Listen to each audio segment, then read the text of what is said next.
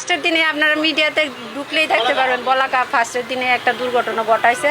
তো ওই রকম প্রতিদিনই চাপটাপ দিতে থাকে। এই দোতলা গাছ কি মহিলা মানুষের দ্বারাই সম্ভব?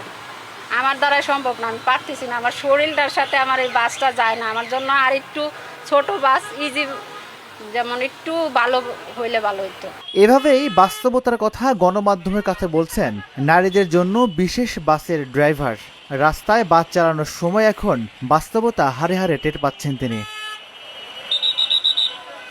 ঝান্ডা বাইরে আসতেছে গরমের জন্য। এই যে ফ্যান আছে, ওই ফ্যানে তো মনে করেন ওই ফ্যানের বাতাস ওই জানলা দিয়ে বাইরে হয়ে যায়, আমার গা পর্যন্ত আসে না। অনেক চ্যালেঞ্জের কোনো শেষ নাই। সবাই বলে যে পাইলট, সবাই বলে যে কি জানো মেট্রো রেল, সবাই বলে যে অনেক কিছুর সাথে তুলনা করে, কিন্তু অনেক কিছুর সাথে বাস আর অনেক কিছু এক হয় না। বাস হলো হাজারটা গাড়ির সাথে যুদ্ধ করতে হয়, তাহলে ওটা তো হয় না। পাইলটেই বিমান বাহিনী। গত 2 দিন আগে রাজধানীতে শুধু নারীদের জন্য যাত্রী পরিবহন সেবায় পিঙ্ক বাস চালু করেছে সরকার।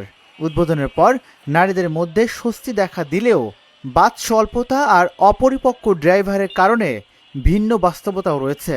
না, ওই রকম শক্তি তার শরীরে নেই এবং মেধাতে তার আসবে না। মেধা এটাই খেলবে, যেমন গাড়িটার সামনে দেখতেছে যে একটা আইল্যান্ড আছে, এই আইল্যান্ডের গ্যাপটা পার করবো, করার পর সামনে একটা ফ্লাইওভার আছে, এই ফ্লাইওভার তলতে গাড়ি যাবে কীভাবে, যাচ্ছে কি না। আমি ওই দিকে করতে যাই, পিছের দিকে হয়তো অ্যাক্সিডেন্ট করবে, ধাক্কা খাবে, আর নাহলে ডানে কোনো গাড়ি তাহলে গাড়ি পল্টি খাবে, আর সামনে তো অ্যাক্সিডেন্ট হবেই, মাসবেই। তাহলে মেয়েরা কীভাবে কোন ভরসায় গাড়িতে উঠবো? কারণ যদি গাড়িতে উঠে, গাড়ি যদি রোডে বের হয়, যদি চালাইতে না পারে, যদি একটা অ্যাক্সিডেন্ট করে, তখন দেখা গাড়িতে যতগুলো প্যাসেঞ্জার থাকবো সবাই তা হতো। ঢাকায় প্রতি রুটে একটি করে মোট 10টি বাস চলছে নারীদের জন্য। একটি বাস কখন আসবে কখন যাবে সেটাও জানেন না যাত্রীরা। বাসের কন্ট্রাক্টর জানান, নারীদের জন্য পাবলিক বাস পরিচালনা করা খুবই কঠিন। তীব্র গরম, ওয়াশরুমের ব্যবস্থা না থাকা সহ নানা সমস্যায় পড়তে হচ্ছে তাদের।